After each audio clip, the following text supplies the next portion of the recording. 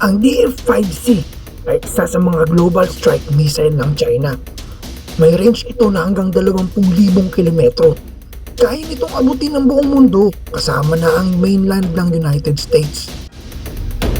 Kaya nitong magdala ng 10 hanggang 12 MIRV o Multiple Independently Targetable Reentry Vehicle Warheads. Ibig sabihin, maraming target sa iba't ibang lugar ang kaya nitong tamaan ng sabay-sabay. Bawat warheads na dala nito ay ilang ulit na mas malakas kaysa sa atomic bomb na pinasabog sa Japan noong World War II.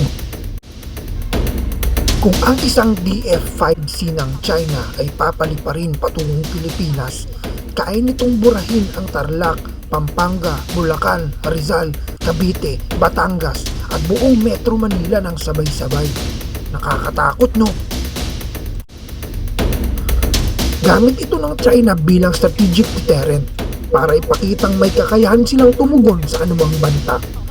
Ang DF-5C ay hindi lang sandata, isa rin itong mensahe ng kapangyarihan.